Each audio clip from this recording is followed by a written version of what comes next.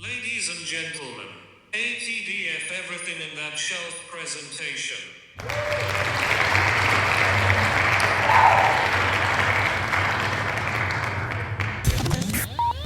You're now rocking with TDF everything. Spoiled rotten.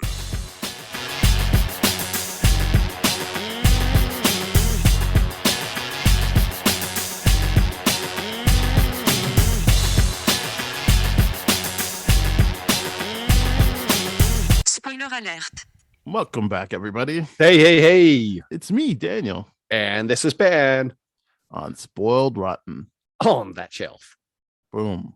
We are going to start our coverage of Hawkeye. One Disney Plus episode 1 and 2. Yeah.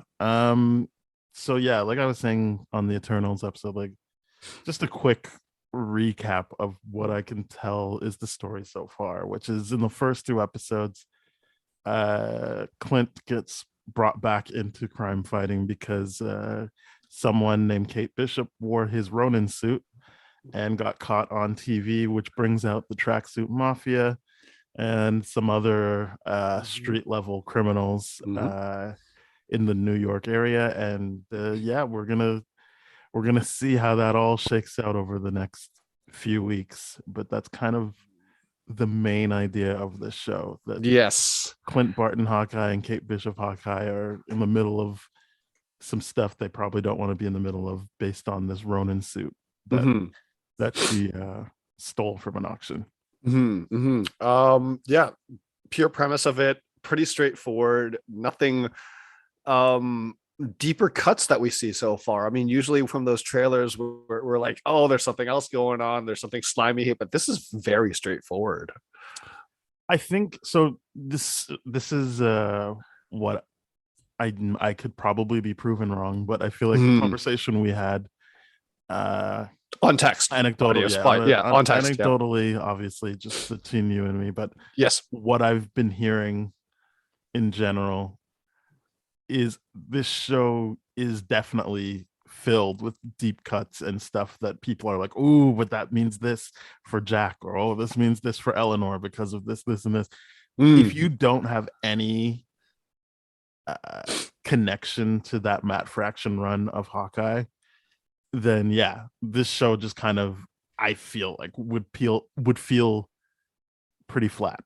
Yes, I don't think it's the first time I feel they're like, no, this is the comic run, we are doing the beats from the comic run. Like, I feel like the next one for me anyway that was closest was Civil War, but that felt so wrapped up in what we already knew had been built up over the years since the first day we saw Iron Man.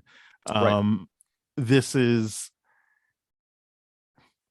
in a way good because they are, if you know the Matt Fraction run, he is a single man, he does not have kids. In fact, it's Black Widow's in it, Bobby, like Mockingbird, is in it. There's a bunch of, like, I think Jessica, like Spider-Woman, I can't remember, but like he's got all his girlfriends or past lovers there. And Hawkeye's past lovers, yeah. Oh, okay. So like, and that's the comic run. So wait, to be clear, because I'm not familiar with this. When you say past lovers, are you listing off all, like, Black Widow, all those characters as his past lovers? Okay, cool. I think he lists Natasha as a work wife, but okay. Like, so maybe it's all people he's felt a way about emotionally. Beyond just like, but one of them, Mockingbird, is his ex-wife. Gotcha. And yeah, so there's people he's slept with and people he's been emotionally linked to of the opposite sex. Gotcha. So this is a different show in that sense. Like, they aren't doing it exactly beat for beat, but it does feel so tied, as you said, in terms of what you can, like, look forward to is all there in these first 2 episodes. But it doesn't mean much if you don't know the comic. Like, there's a character that, like, I know he's there because the credits tell me he's there. Yeah, but like, he's such a, like, striking figure in the comics. He's called the Clown, and if I told you he's 4th billed in this show, I bet you couldn't tell me who is the Clown. Yeah, I really couldn't. Yeah, I would assume the tracksuit mafia, because I'm like, but this was the thing. Like, in the clown in the comics, he works with the tracksuit mafia, but he's not part of it. He doesn't dress like them. He's got a trench coat. He's got like white makeup on. He looks like pretty much a The clown. Joker, or No. I mean, well, I mean, Joker yes, being I know a what you mean. generic clown. Yeah, Yeah, okay. yeah. He look Gotcha. he's Yep. got that look to him. He's very scary. Like when even just reading it on the page, you're like, holy shit, okay, the clown is here. This is a big deal. This show, he's kind of just blended in with them. He doesn't get much pomp and circumstance, which is fine, but it's like in the comics, he's got a relationship with Kate Bishop. Like they flirt with each other and stuff, and that ratchets up the tension when you're like, well, he's been hired to kill Kate's best friend Hawkeye, like Clint Barton. So it's like the show has stuff there where you can, if you've read the comics, be like, holy shit, like I guess that's the clown, or I guess that, because they don't name him, they don't like his name's Kazi. Maybe they do name him, but I don't think they do, and he's always in the shadows so far. Well, but if you were to look at this, you would think, oh, he's the leader of the tracksuit mafia, which in this iteration he might be, but that's not his function in the in the comic. That's not the genuine function. I get it. Yeah, that's fair. I mean, right now everything, and I know we'll get there, but it leads me to believe that he's not the clown's not the leader of the tracksuit mafia. Someone else is, which we'll get to in a little bit. We're for this episode of our show, I'll just meld the two episodes together of Hawkeye. Like in this, you like they show like they give Kazi like the full screen when Hawkeye, or I should just, because they're both Hawkeye, I should say Clint Barton is like, hey, that's the scene where he's boss. Like, yeah, I want to talk to your manager, right? But like he doesn't say anything. He doesn't say anything. They just give him the screen and he's there in the shadows. Yes. So that's supposed to be the clown. Yes, that's the clown. Gotcha. Okay, that's what I was wondering. I'm like, is he the guy that Clint was basically being like, can I speak to your manager? You look like the manager. You're not dressed like any of these guys. Okay, cool. That was funny. Can I speak to the manager? He has a Karen moment. Like, I'm not even saying like, oh, the show's bad because I'm just saying that like, yeah, like they are doing their own thing, but it's still like, I read a Variety article, and I didn't read the article. And let's be honest, I didn't read the article because I didn't want. I didn't read it because I didn't want to spoil it for myself. Because Variety is also the people that were like, "Hey, Harry Styles is in Eternal." Right. So like, I'm not. That's why I didn't read it, not because I don't read articles, but because they're not so good with the spoiler warning stuff. They're really and not. For this show, I was just like, let me just. I've already read the comics. I let me go give this show as much of a clean slate as possible by not like reading up on exactly what happens. Sure. So I saw the headline that said this is too caught up in MCU lore to be its own thing, which is wrong, but like it is certainly trying to be beholden to this comic run. And I think that maybe the person just decided to conflate the two, but I think it is a distinction because that opening scene, which I like, the opening scene where they're in 2012 and you see the events of the thing through Kate's eyes, like that worked for me. That was for me, like everyone loves that scene in Batman vs Superman where you see Bruce Wayne running through. Like for me, this was the good version of that, because I'm like, why do I need to see Batman doing Batman things not in the Batman costume? Only because his identity is so tied to, I do different things as Bruce Wayne so that I can be Batman. Yes. But if you're just going to run around being Batman, I'm kind of, no, I don't know, man. Yeah. Whereas this, for me, character wise, lets you know everything. Like it gets out of the way of like, oh, why does she like Hawkeye so much? It's like, Hawkeye, I mean, she doesn't know that Hawkeye saved her life, but right after her life being saved, the first person she sees is Hawkeye taking people down. And correct. That makes sense to me. Like that kind of heightened emotion right there. And you're like, wow, look at that person who's not Iron Man, who's not filled with serum, and he's taking down the bad guys. I get it right away. But also, you get the like fear and how she would be like, I would never want to feel this helpless again. Yeah. Like I need to take things into my own hands. That worked for me in terms of how that plays out. But like that is the only time where I'm like, oh wow, they're really going into MCU lore. Because other than that, I feel like it's very beholden to this comic run, right, as opposed to MCU lore. Right. My assumption by that critique from the Vanity Fair article that you're referencing is in reference to the things that you're telling that couldn't be done within this. If they're adopting that Hawkeye comic run that you're talking about right now, and Hawkeye in that is single and he's got all these levers, doesn't have a family, all that kind of stuff, then I think it's not held back by MCU lore. It's just trying to fit the story within the stories that have already been established and the characters that have already been established. Because to me, one of the biggest questions is in that first episode is the thing that was ultimately very, very distracting to me was where's the wife? Where is Linda Carinelli? So Laura. Laura. Cardellini? Yeah, well, Laura, his wife. Laura, yeah, his wife Laura. Where is Laura? And I was just thinking the entire time, was like, oh, is this just telling the story of how he's single now? He's a single dad because Laura probably was not okay with everything he did as Ronin and all that kind of stuff. And we know the relationship that he has with Laura is like tight. Like he's gonna tell her everything. Like when she came back, he probably confessed everything and like, we'll get you better. And like that's why like communicating on the phone's like, oh, it's back. And the tracksuit guys, like she knew everything that was going on, right? And I love that. So the biggest thing to me, speaking to what you're saying, is did they purposely make him single to adapt to those comic beats in this? But obviously they didn't. They just wrote it as like, no, you need to spend alone time with your kids. And I'm like, okay, that makes sense. Like everything about this makes sense in the sense where, and like you said, that opening scene with little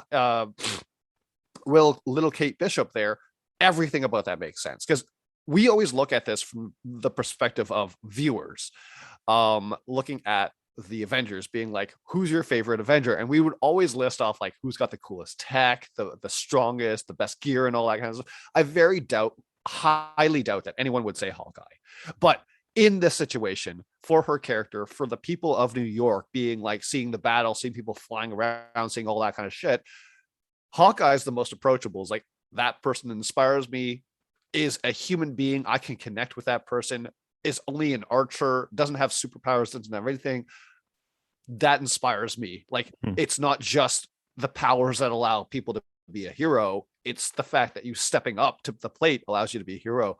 Yeah. And that's what inspires. And that's what's so great about this character, this trajectory, that opening scene, everything about it established everything we need to know about Kate Bishop and how she picked up the bow and arrow. Like that is perfect. I love it. You're absolutely right. And then that fight is very enticing.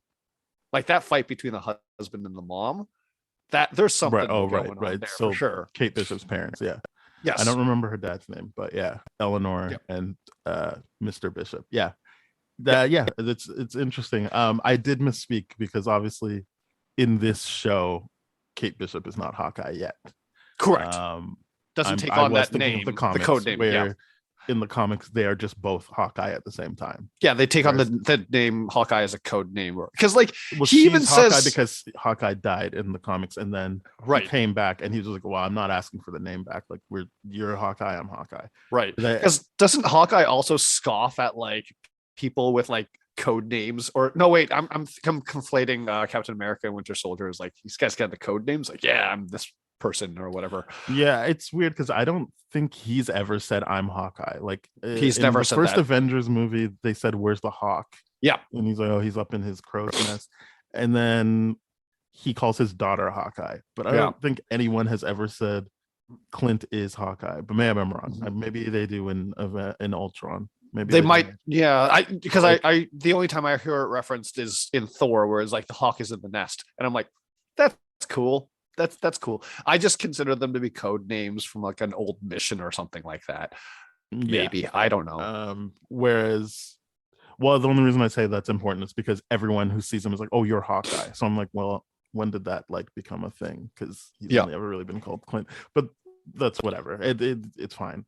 But yeah, in this show, she is not Hawkeye yet. So I'm assuming this show will be her taking on the mantle, whether it's as well or instead of Clint. Yes. Yeah, whether he fully retires to be with his family or whether or not he's like, yeah, you can do this too. Go be with the kids. Go be with the young Avengers that we're establishing. But yeah, I think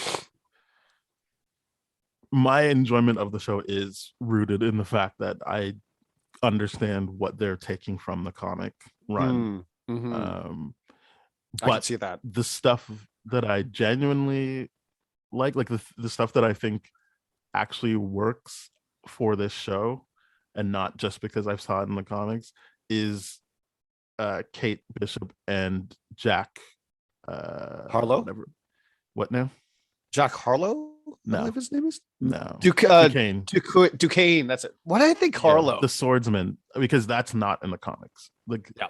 the relationship is the swordsman Mhm. is Clint's mentor, and he can be a Yes. villain, he can be a hero, but like in the comics, I don't think she really interacts with swordsman. So Yeah. this is like new for the show, and I think it's the strongest stuff.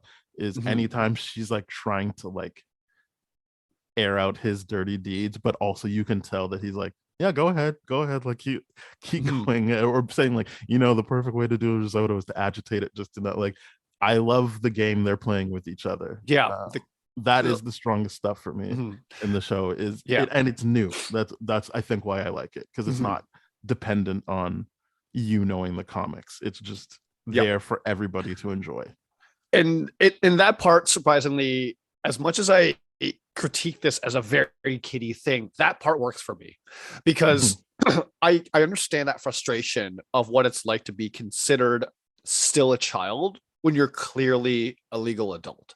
And Yeah, like, she's because 22. she's 22, She's not- the show makes a point of showing us that, or telling us that, and like, he's just constantly condescending, and you're like, I get it, you're okay, boomer kind of deal, but like, it's condescending with like, there's an edge to it, obviously, and no pun intended with the sword stuff, but there's an edge to the condescension. You're like, there's something else going on here, which is wild.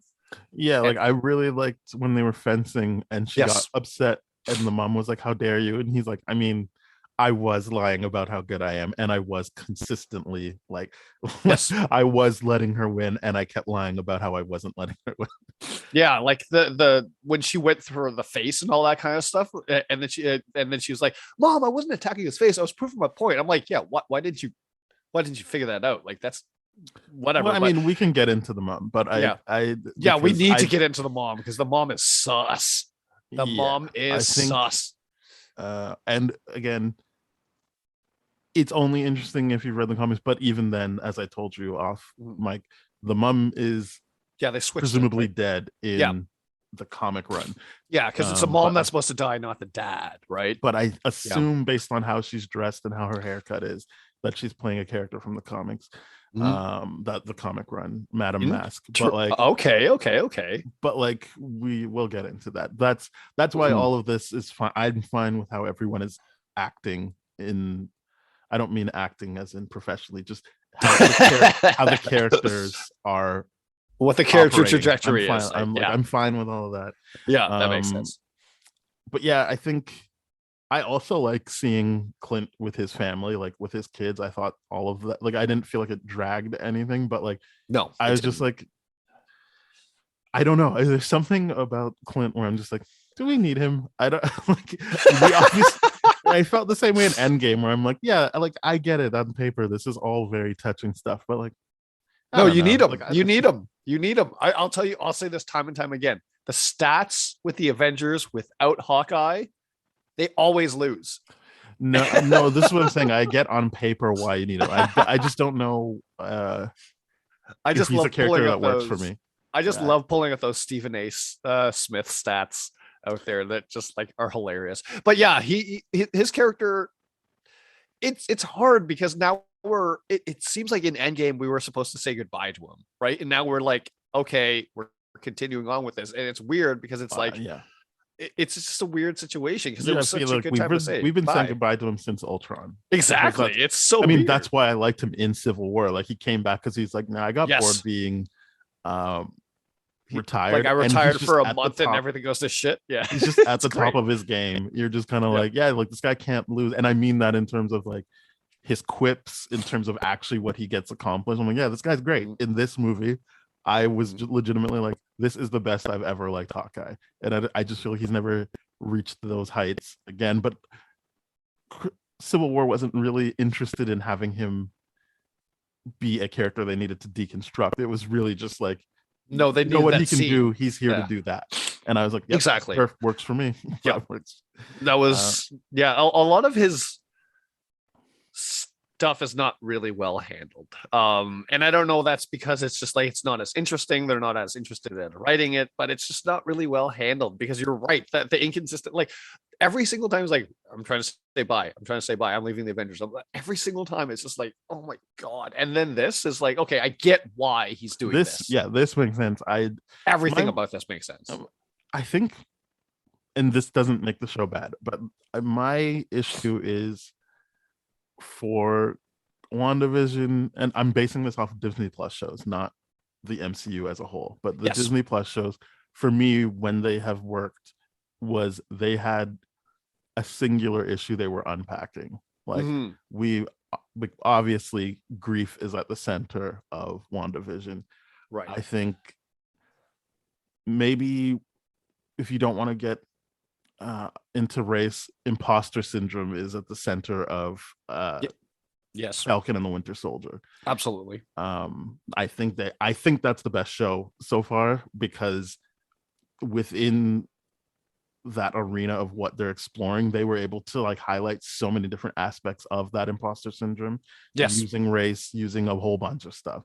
But I consistently hear mostly white content creators talking about how that's the weakest one. And I feel like it's very telling, because I'm hearing way too much praise for this Hawkeye show. And we talked about Loki. I thought they were going somewhere, and then they kind of just like, nah, it's about Kang. They pulled back. Yeah, they pulled back. Like, nah, fuck it. So I was just like, all right, fair enough. If that's what people like, they got to see Kang. They got multiverse. I guess that makes it a good show. They got their Easter eggs. Yeah. They got all their little things that make them happy. But I don't know, from a writing standpoint, I still stand by you. It's the weakest of the shows. Yeah, that one felt. I mean, yeah, not including this. Yeah, in terms of what Disney Plus looked like it was trying to do, and what they were trying to do with the character. You feel a deeper connection to the title characters. Yes. Which we do, but it pulls back. I don't feel a deeper connection to Loki, because I'm like, oh, you just cut that. But it does a U-turn halfway through the series, and it's like, nope, let's go backwards. And I'm like, oh, okay, that sucked. So you're like, you're doing it. You don't. No. Okay, let's reestablish. Let's build the MCU up again. And this is the problem that people had with Iron Man 2. So I don't know why people are like, Loki's so great, and like Loki's in service of setting everything up. Why are we doing that to Iron Man 2 and not doing it to Loki? And come on. And so I guess what I'm saying is I don't know what Hawkeye is getting at. And neither do I. I don't like, it seems like it, and the scene that crystallizes this for me is that LARPing scene where it's just like, yes, it seems like you created a situation for him to do stuff. And then like, I could be wrong, but I'm looking at that scene and I'm like, going into it, I know he gets one free hit. If you get hit in the torso, you're dead. And then I hit like immediately watch him get hit a million times. Like everyone gangs up on him. And at the end of it, he's just like, whatever, I'm glad I did it. Bye. And I'm like, so it didn't even change him in the moment. I didn't get the sense, like the trailer makes it look like he's having fun. At no point do I think he's having fun during this. I think he's happy he got the suit without having to hurt anybody. Yep. But that doesn't really make me feel like he had a good time connecting with these people. He seems to be like, fuck your rules, fuck the way you're dressed. Don't give me your stupid ass potion. Get me out of here as soon as I can. Yep. And then he does. And I'm like, so like what? Why did this scene happen? And in the grander scheme, why is this show happening? Yeah, I understood that. I thought that scene was going to be like some tracksuit mafia guys are going to see them in the park, or going to see the Ronin costume in the park, attack the guy, and he's going to have to step in and do something.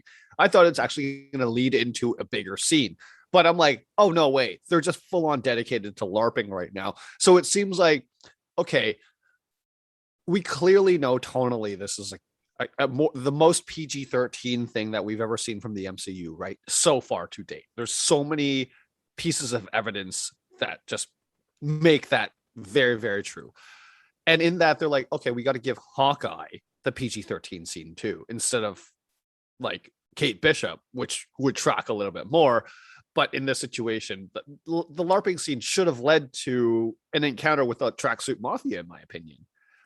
and it doesn't. You're right. It doesn't do anything to make him grow. It's like, oh yeah, I had fun. This was cool. Like I now know what He never said he had fun. He never said it was cool. He never does any of that, and it's just like, oh, so I'm watching a character not enjoy himself going through this situation where all I'm meant to do is laugh at him for having to put on a ridiculous. I don't think you're supposed to laugh at him. The way it's. Well, I mean, I've seen it twice. I think you're supposed to laugh at them.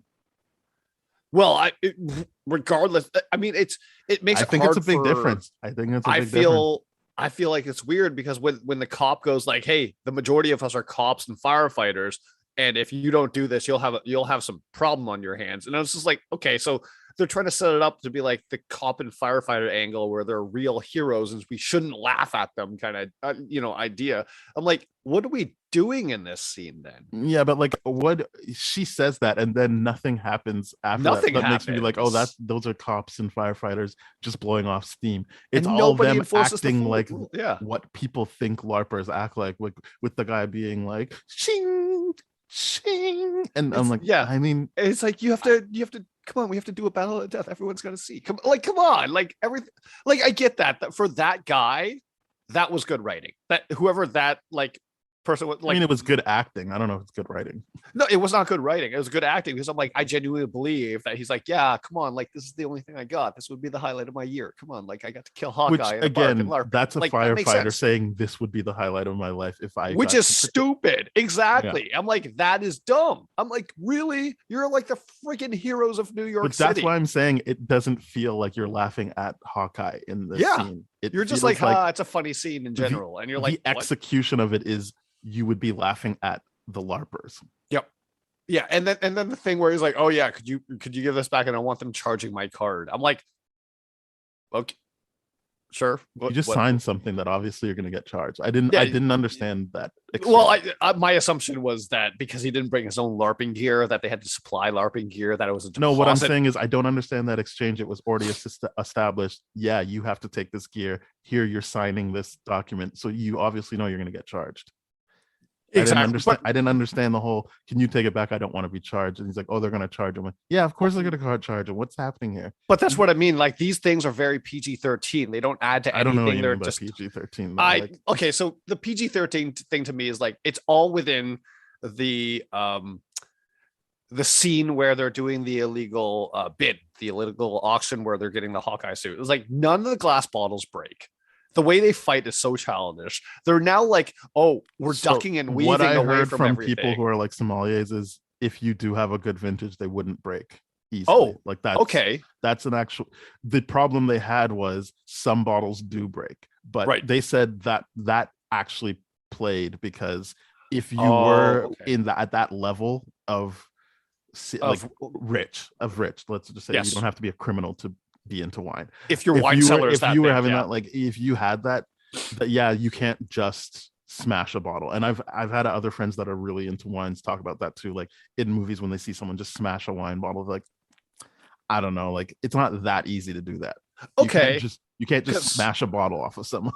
Right. Okay. So fair, because I thought they were doing it like, oh, okay, they're in fact it hurts more when it doesn't smash. I would assume that would be the case, but.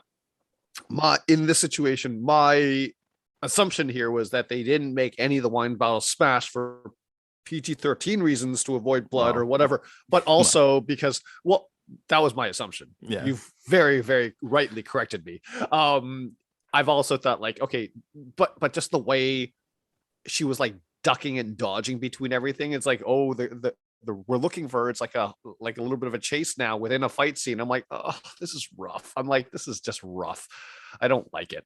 I don't have a problem with it. I think you're seeing her do it as opposed to like if it was a Batman movie, you would just be seeing it from the point of view of the criminal. We're like, where did he go? But you're seeing where she's going. It's just and that's why it's very kiddie. That's why it's very kiddie to me. I don't understand like how that's associated with that. I felt like it was just the whole idea of like her ducking and dodging and doing this, doing that. I was just like, oh, that seems like a very kid-like thing. I don't know. I think it's more kiddie if you're just like, oh, they disappeared. Where'd they go? I think it's actually showing you. I think it's actually just showing you how this is how she's operating and how she's using the angles to get out of vision. I absolutely agree. I think if that's what they're showing is like this is like the fact that she's building up to that. She's not there yet, but she's built like when she takes on the tracksuit mafia herself, she fights off a couple of guys. Mhm. But like she's not completely useless in that regard. But the problem with that scene to me is like it just everything about it was very, very, very kiddie. If they changed the soundtrack to like a chase music thing, I'd be like, oh my god, this is over. I'm done. But it was just Fair too enough. kiddie to me.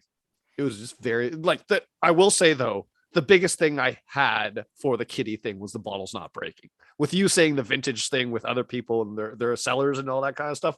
Okay, I'll take that back for sure. I'll take that back. Yeah, I think the general air of it is like for me the most kiddie thing was when she shoots the arrow to get the fire extinguisher and it bounces off of stuff. That to me is that's like classic kiddie stuff.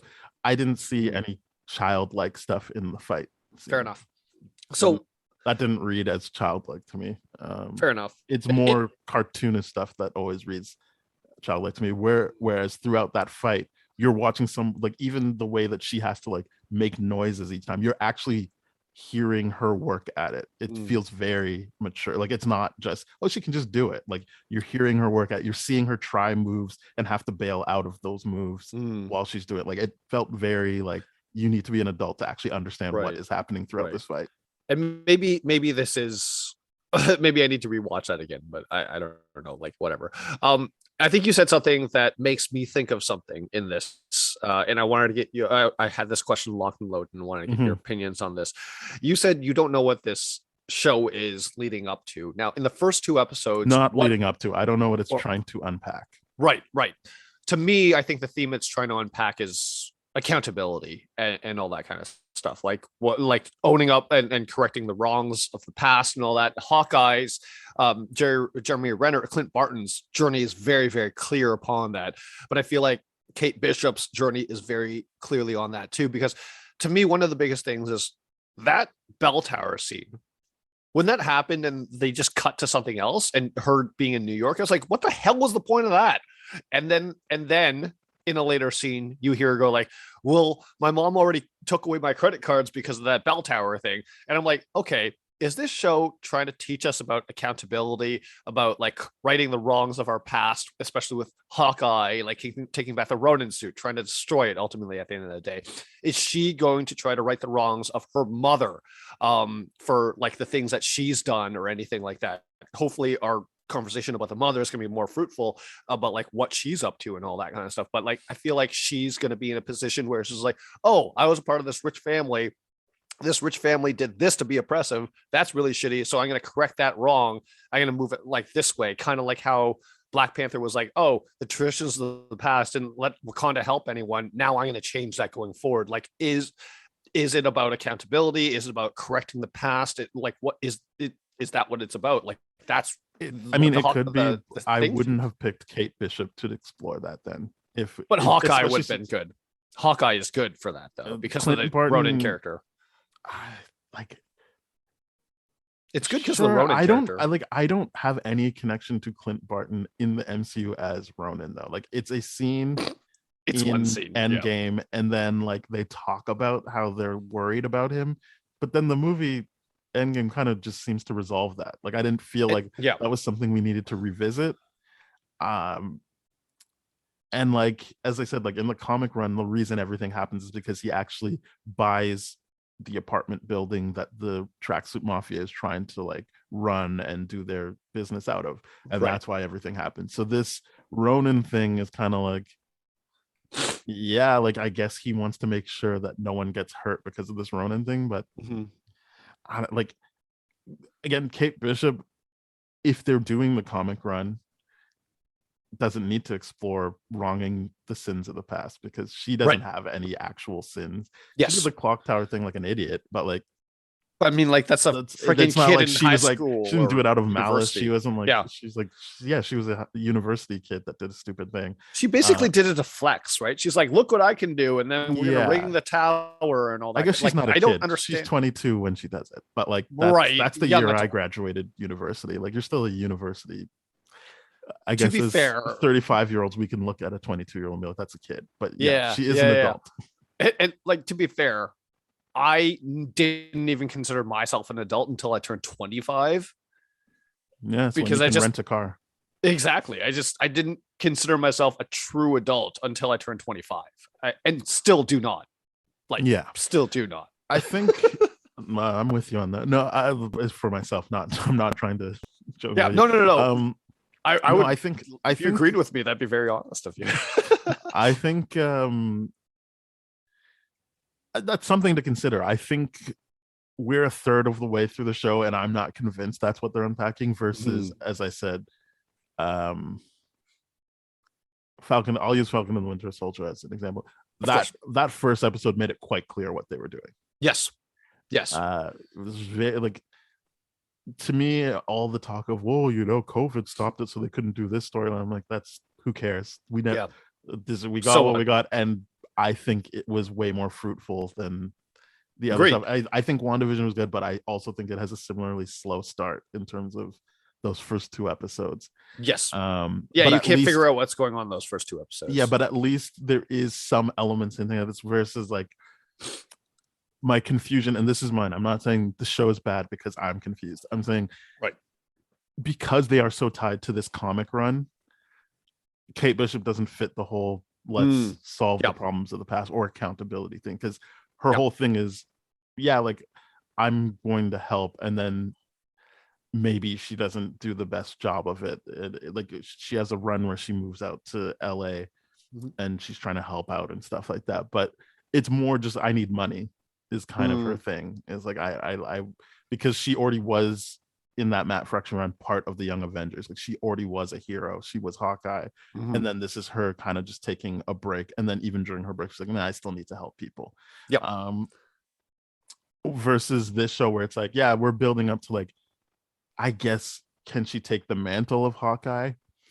But yeah, I think you could be right that maybe this will be about, maybe she has to atone for her mom, since I just feel like what I'm at a loss for how, like, they'll wrap that up, because they haven't got there, because they're really, and again, I like it, I'm not saying take it out, like, they're really aiming at, like, she thinks Jack is the bad guy here, which is good, but it's so removed from what's going on with Hawkeye, which that is how the comic run works. Like, sometimes they are just doing separate things, but that doesn't really work for a series in that sense. Where they're trying to pass the mantle, or trying to, whether or not they genuinely are to this point has not been truly established, because you're right, whether or not he, and to your point, like, it's, if Clint retires again at the end of this, we're like, yeah, okay, bud, we'll see you again soon. Because, like, I'm just thinking about the video game, the Marvel's Avengers video game that I play. Like, Kate Bishop was introduced as a character before Clint Barton was Hawkeye. And in that game, like, Kate Bishop is introduced to, like, we need to bring Hawkeye back. And then you find out when Hawkeye's DLC comes out, Hawkeye's at the end is talking with Kate Bishop, and he's like, yeah, I shouldn't have left the Avengers in the first place. I'm like, is this a thing that's known of Hawkeye? Like, he's just a solo guy that just runs off whenever he needs to and all that kind of stuff? Well, in the comics, he's got, like, this, not the Matt Fraction run, like, they add parts of that, but, like, I think historically he's been like the swordsman. Like, he started off as a villain, then became an Avenger, but he always has had this, like, contentious he's always in a relationship, right? No, like, he's always had this issue with Captain America, like, and so sometimes he just leaves because he's like, I can't put up with this Captain America guy.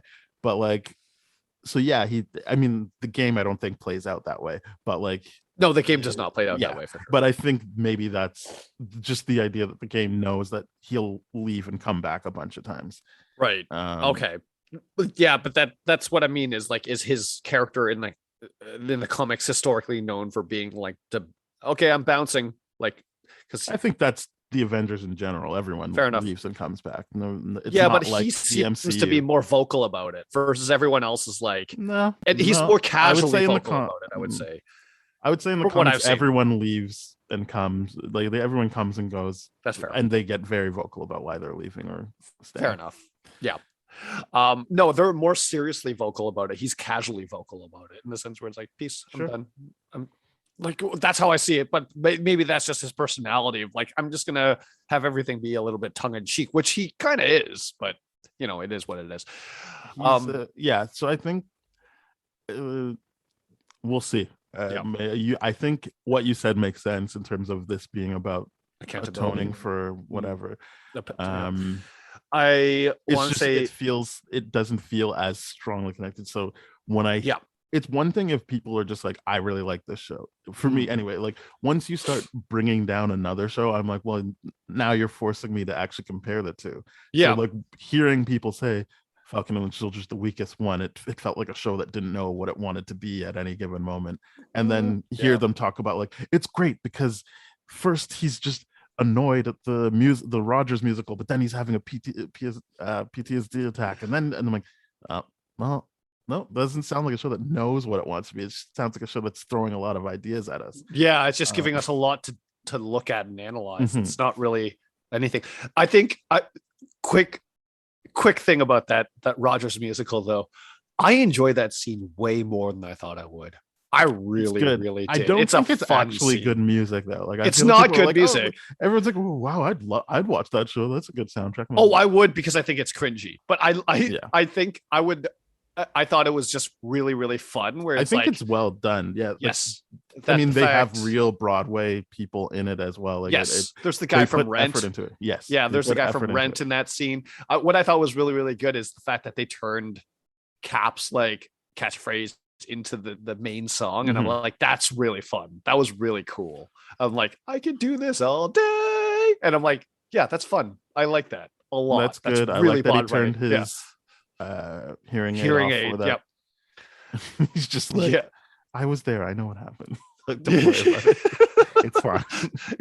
I like the part where it was like, Ant-Man wasn't there. I'm like, oh, that's who that's supposed to be. I'm like, oh, right, that is the PIM signal or the logo or whatever. And I like that he's in the urinal and he sees Thanos was right. I was like, yeah, I can't wait till that gets unpacked. I really can't already. Wait.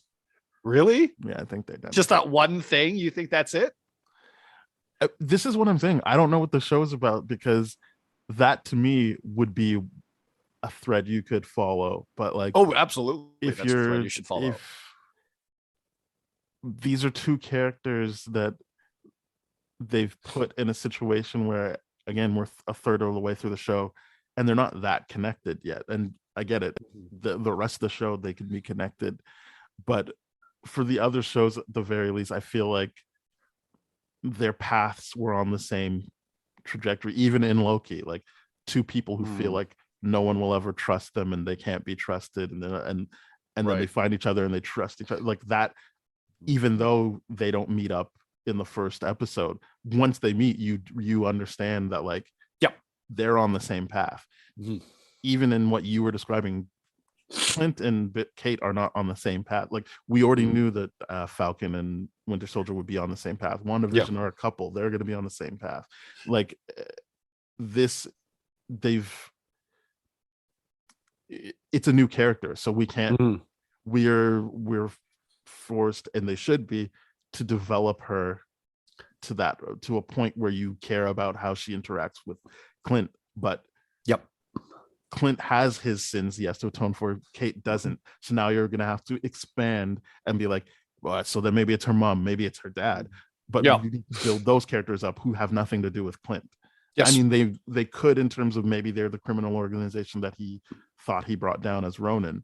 But again, when you're talking about like these, when you're talking about how the previous shows worked, this one doesn't work like those shows, in the sense that like they're banking on people loving that Matt Fraction run, as opposed to actually steeping this in what we already know about the characters going into the show, and then expanding on that, because they have a new character, but also they're using a lot of what people like about the Matt Fraction run to like paste over some gaps.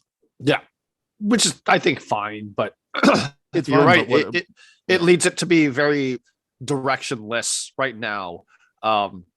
about what the show is about. Because you're right, like that Thanos was right tag. That could be pursued in its own thing altogether. And having Hawkeye especially be the one that deals with that is very interesting to me, knowing exactly what he's lost. Seeing Natasha on stage, seeing the little girl like cosplay as Natasha in the thing.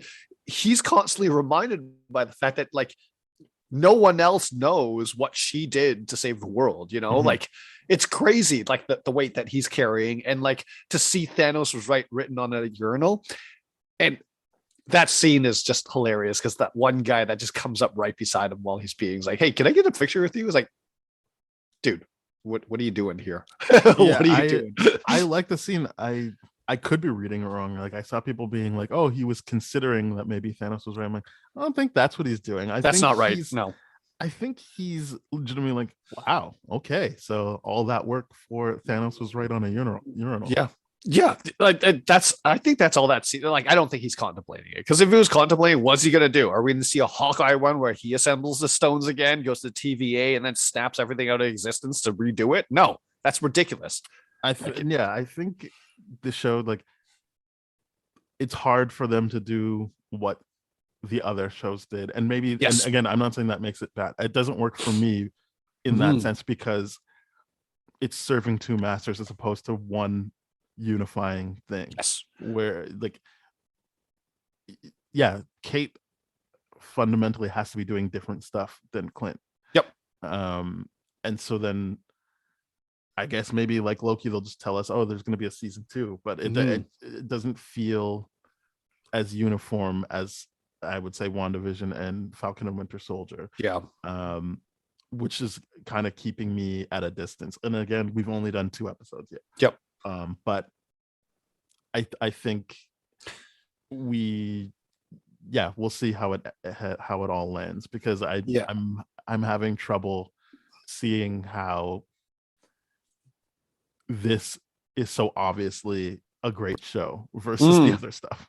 I feel like when people say this is a great show, I want to pick apart what they mean by that, in the sense where, okay, I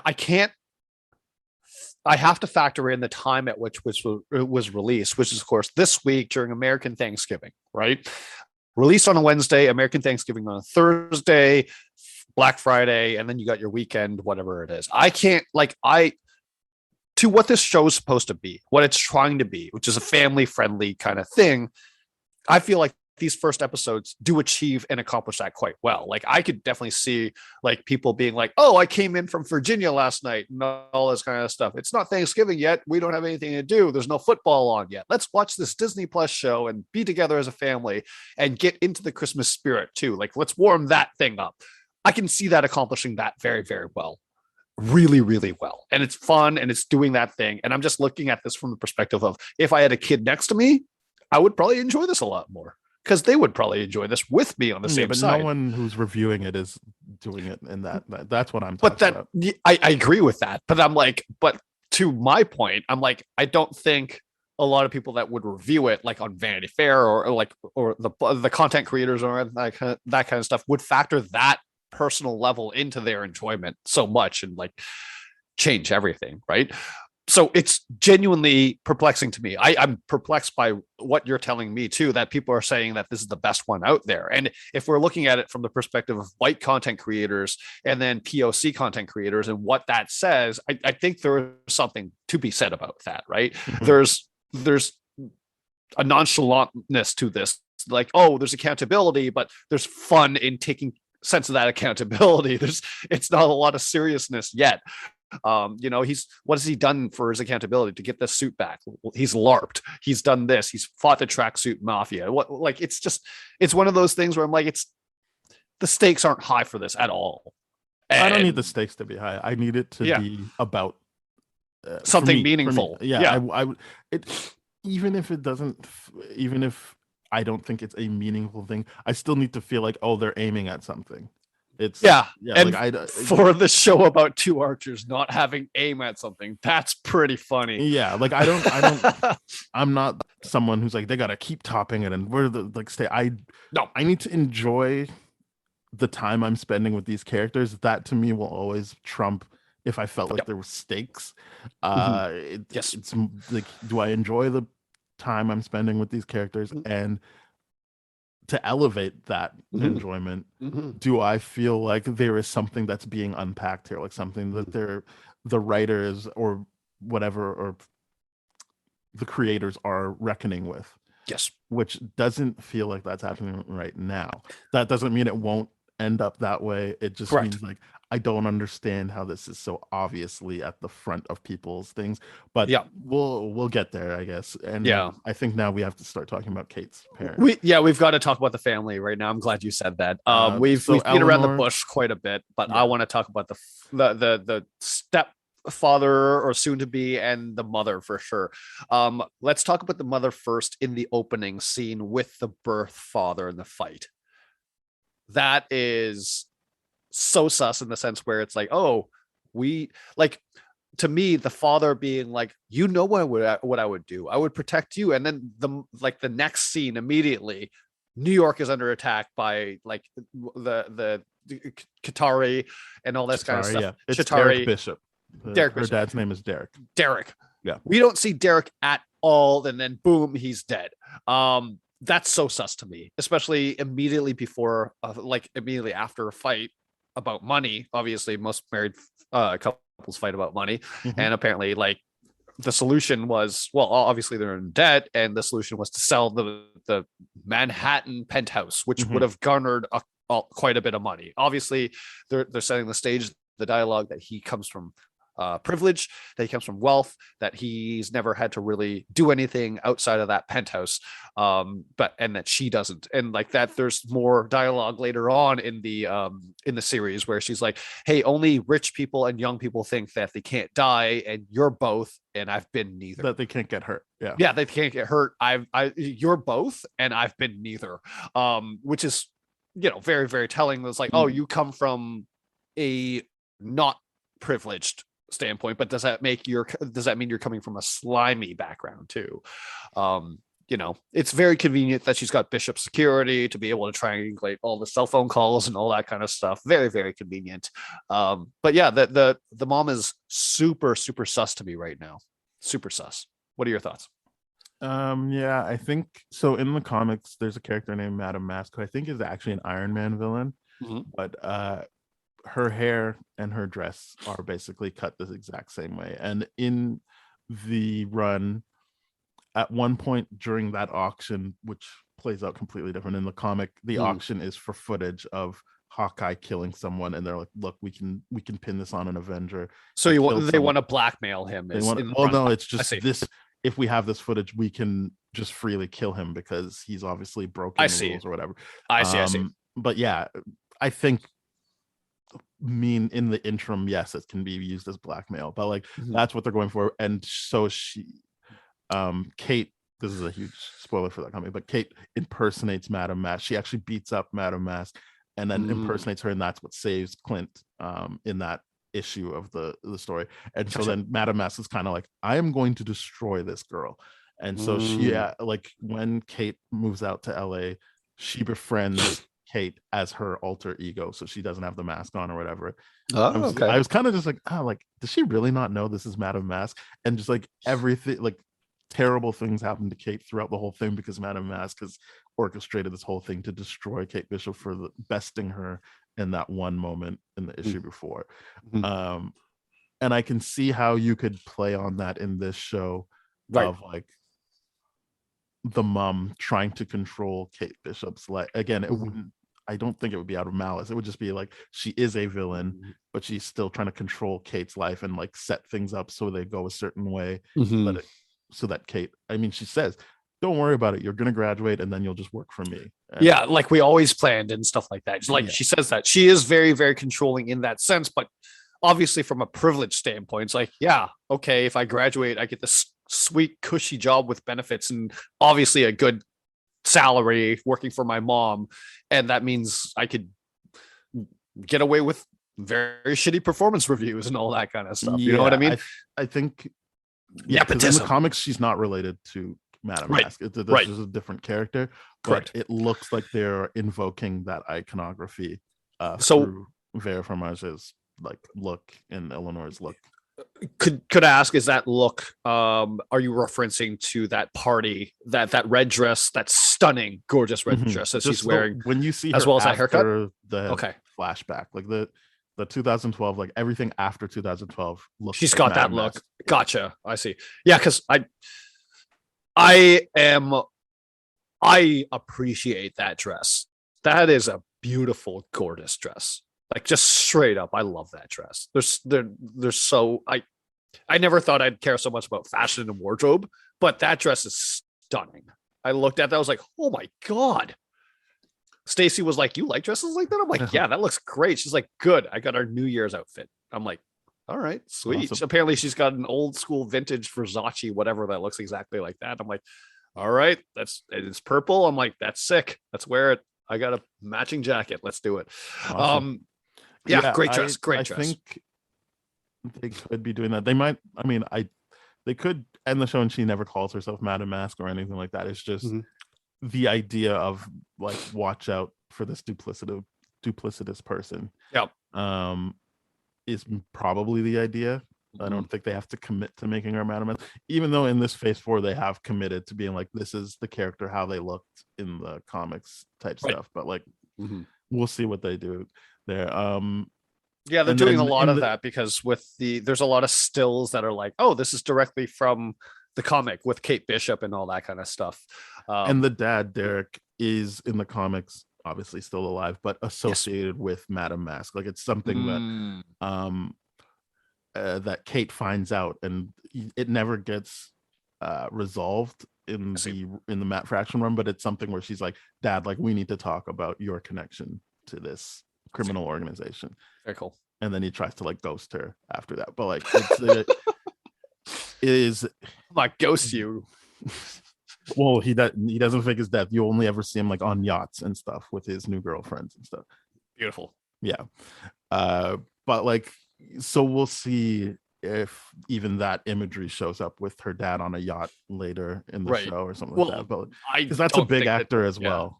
I don't think the dad's dead. Like, the dad's not dead. Yeah, I think it's that not my personal idea. I heard it on another person's podcast who loves the show. They said, one, I know the actor, I think it's like Brian Darcy or something like that, but like Brian Darcy James, he's a pretty big actor, and they de-aged him, so obviously that's so that he can look different when he comes up again. Is her opinion. I'm like, I would agree with that, but like, to go to the trouble of de-aging him means that you need to see him later and feel like he looks different than when you first saw him. So yeah, chances are he didn't die. So that's kind of, so the fact that they de-aged him, yeah, okay, that's definitely telling. I had no idea. Okay, so yeah, he's coming back. Good times. This is why we call it Spoiled Run, baby. I think that's it. Yeah, and Grills in the comics, yeah, you were saying, not a firefighter. He is that. just a guy who lives in the apartment building that and he has this whole side issue where there's a hurricane and they have to go save his dad from the flooding basement with Hawkeye. I think I said in our text that he calls him Hot Guy. I meant to say Hawk Guy. He's like, you're obviously Hawk Guy. He's like, no, it's Hawkeye. He's like, no, it's Hawk Guy. Obviously Hawkeye. But yeah, that's so good. That's really funny. Hawk Guy. But he I think people are worried because they know in the comics he has a very gruesome death at the hand of the clown. Right. But I don't know if he's coming back. I think that was just like, what's a thing from the comics people like? Grills? Okay, this guy's Grills. Yeah. The way they interact is nothing like they do in the comic. Yeah, that's the part that sucks, is when they're using characters as like Easter eggs. I'm like, don't do that. Don't do it. I'm always down for that.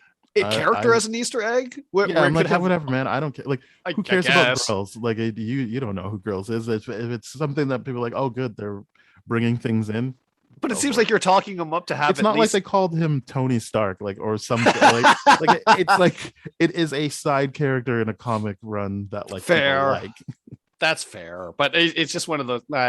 Whatever. Okay, Like, I'll pass on that. It would be one thing if he was like, "Oh, my name's Johnny Storm," and then they just don't do Okay, anything. that's valid. That's very valid. Okay, that's good. Okay, I'll give you that. Then you would feel like, oh well, what a waste. But Yeah. if you're saying, oh, he's Grills, it's like, yeah, whatever, man. That's just a character. I understand that people's attachment to that character and how he plays that. It still could play out that way, but to the extent that like he's going to serve the same purpose one way or the other. Yeah, I see what you're saying. They're not going to give Grills a Disney Plus show anytime soon. Yeah.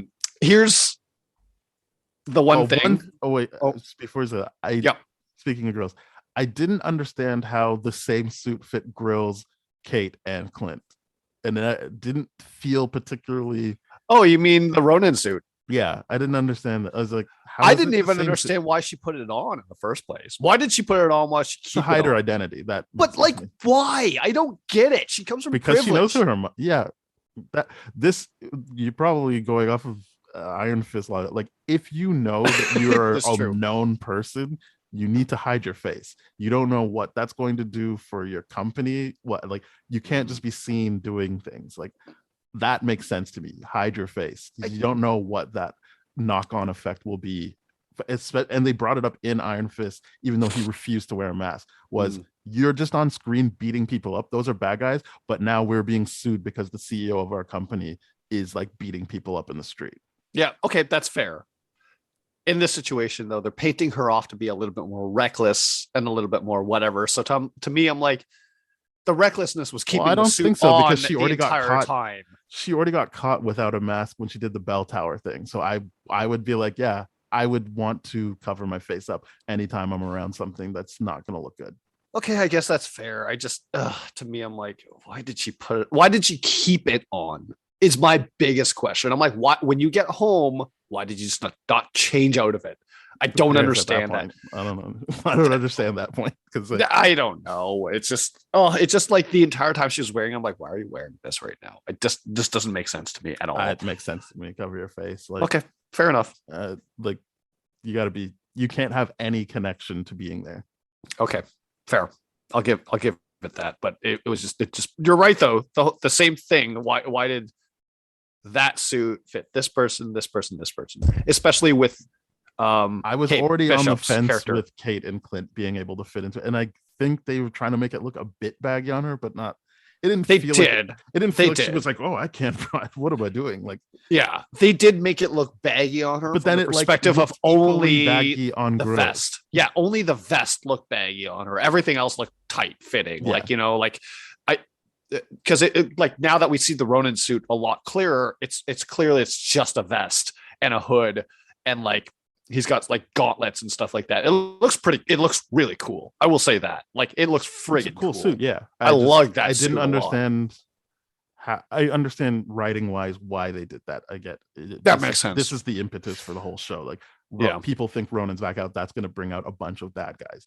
But I was just like, it's kind of why I didn't like the LARPing. I'm like, why? Like, this is just a side thing. Like, it was enough when it was just Kate had the suit on, and you could still just double down on them hiding now that the tracksuit mafia knows where she lives. Like, you don't need this whole thing where he has to go get the suit back. Yep. Because it doesn't do anything other than make me be like, so it can fit all three of them basically the same way. Like, that doesn't make any sense. Yeah, I mean, suspending that aside, it's just the idea of the LARPing scene just didn't need it, or could have been written very differently, where it actually had. I just like if they're gonna put it in there, just make it so that it actually does something to the character. It literally does nothing to the character. It's just like, like, oh, okay, cool. Like I've been an Avenger for so long now, it's nice to come down to these people and share a smile. Like if he at least smiled between grills, like during that thing, like afterwards and everything like that, that would have been great.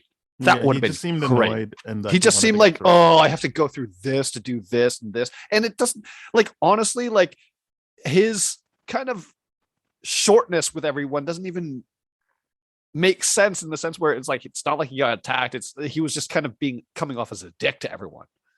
It's just it's like, do I really have to do this? It's like, yeah, respect their culture, like their LARPing culture. I was kind of on his side of like, I mean, just let me talk to that guy. Just bring him over here. Oh, I'm If totally you don't on want me his to go side. in there, just bring him over here. I need to talk to that guy.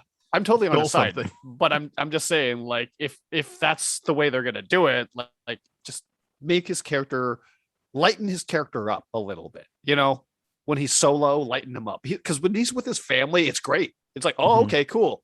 That was the other thing I wanted to touch on. Was something interesting, and it's not a flaw of the show, but I noticed Clint is getting like free meals granted in the city the city that he saved. Whereas Sam Wilson is getting questioned about how do you make money, and we can't give you anything because we don't trust you. Sir, I'm glad that you brought that up. I noticed that too. That was like a moment. I'm like, I don't think I've seen any other character do this. Anytime someone brings it up, and I've listened to like 3 or 4 different people bring it up, they're just like, yeah, that makes sense. He's a hero. I'm like, so no one thinks that was, and I think this might even be intentional to show the difference between the white hero and the black hero, because like, yeah, Sam Wilson wasn't part of the 2012 New York battle, but he has been a part of other things, and they showed he's equally as known. Endgame, Civil War. He's done everything publicly ever since Civil War. He's there, and people know. It's not like they don't know who he is. It's just at the end of the Avengers, person, he gets treated as. And I was like, it's weird that no one even comments on that. Like they're just like, yeah, it makes sense. Hawkeye gets stuff. I'm like, so no commentary on like, it's interesting that he gets free meals, whereas the black character doesn't. I mean, it's very clear to me all those other white content creators just wouldn't, if they didn't know that what Captain America Winter Soldier was all about, they wouldn't have picked that up either, because that's asking them to like compare 2 shows so removed from each other, as opposed to like even look at the way this character is being treated within this show, like the character's talking about the way he gets treated within this show, and all those content creators are willing to dismiss that entirely. So I'm like, it's very, very, very abundantly clear that is a huge racial blind spot for a lot of content creators, of like how these characters are being compared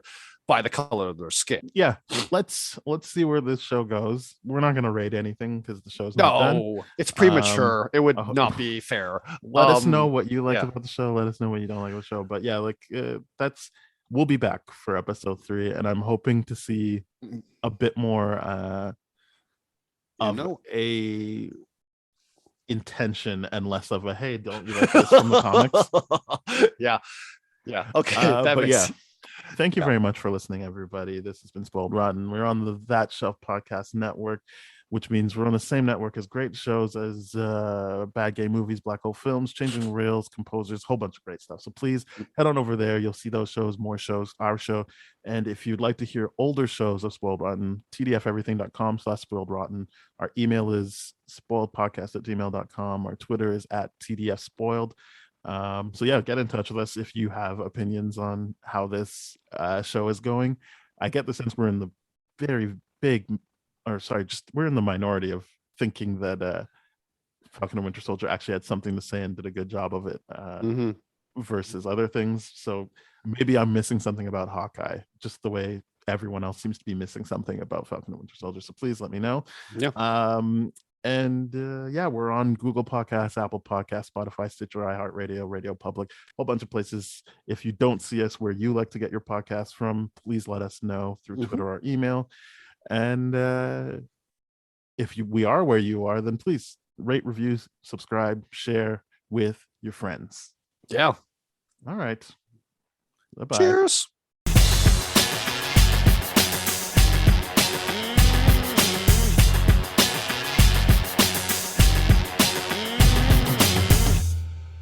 This has been a TDF Everything production, brah.